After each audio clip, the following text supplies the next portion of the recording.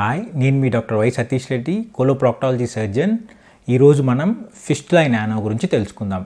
Fistula in యానో అంటే విరోచనం వెళ్ళే రంధ్రం దగ్గర చిన్న చిన్న రంధ్రాలు ఉండి వాటి నుండి నీరులాగా చీములాగా పర్సిస్టెంట్గా వస్తూ ఉంటుంది. అండ్ దానికి ఇంకొక చివర కనెక్షన్ లోపల యానల్ రీజన్లో కానీ రెక్టల్ రీజన్లో కానీ ఓపెన్ అయి ఉంటుంది. అందుకే దాన్ని రెండు వైపులా ఓపెన్ అయి ఉంటుంది కాబట్టి ఫిస్టులా ఇన్ యానో అంటాం. అలానే ఒకవైపు మాత్రమే ఓపెన్ అయి ఉంటే దాన్ని సైనస్ ట్రాక్ట్ అని అంటాము.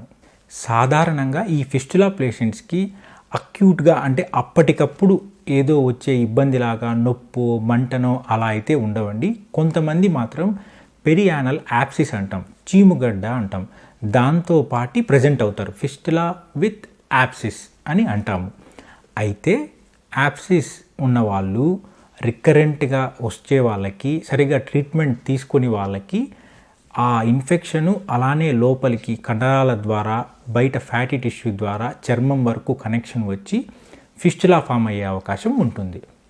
అయితే ఈ ఫిస్టులా గురించి నాకు చాలా ఫోన్ కాల్స్ వచ్చాయండి. అంటే నాకు మళ్ళీ వచ్చిందనో లేదా యాప్సిస్ డ్రైన్ చేసిన తర్వాత ఫిస్టులా ఫామ్ అయిందనో మళ్ళీ వస్తుందని మా డాక్టర్ గారు చెప్తున్నారో అని చాలామంది కాల్స్ చేశారు. నథింగ్ రాంగ్ అండి.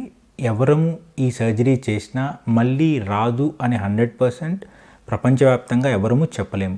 కానీ ఇప్పుడున్న advance facilities and advance scenarios ద్వారా మేము ట్రైన్ అయిన పద్ధతి ద్వారా రికరెన్స్ రేట్ తగ్గించగలము.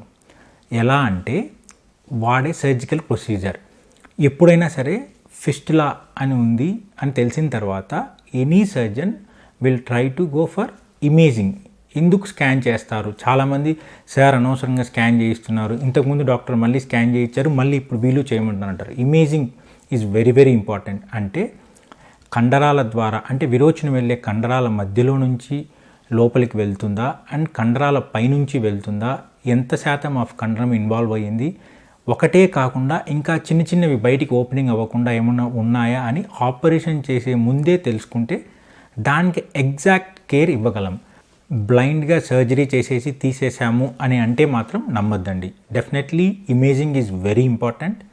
దాని తర్వాత ఆ ఫిస్టులస్ ట్రాక్ట్ ఎన్ని ఉన్నాయి, ఎక్కడ ఉన్నాయి, ఎంత డెప్త్లో ఉన్నాయి అన్న దాన్ని బట్టి 1 సిట్టింగా 2 సిట్టింగ్సా and depending on surgical procedure open technique ద్వారా చేసుకోవచ్చా, అడ్వాన్స్ టెక్నిక్ ద్వారా చేసుకోవచ్చా అని ప్లాన్ చేసుకుంటాం.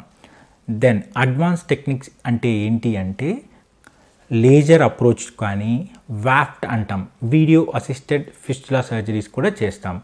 అండ్ కొన్ని చోట్ల we will combine both procedures for better outcome.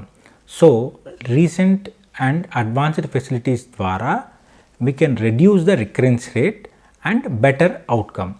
దీంతో పాటు చాలామందికి ఉండే అనుమానం ఏంటి అంటే మా డాక్టర్ గారు విరోచనం వెళ్ళే కండరం కూడా కొన్నిసార్లు కట్ అవ్వచ్చు, ఇన్కాంటినెన్స్ అంటాం అంటే కొంచెం మోషన్ లీక్ అవ్వచ్చు అని చెప్పారు అని అడుగుతుంటారు.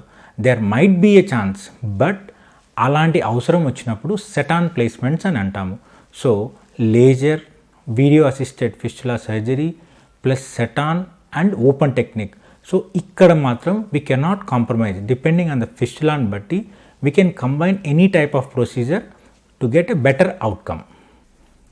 Please like and subscribe my YouTube channel. మీకు ఏ టాపిక్ మీద అయినా కానీ సర్జికల్ రిలేటెడ్గా ఎటువంటి డౌట్స్ ఉన్నా please comment or feel free to contact us. Thank you.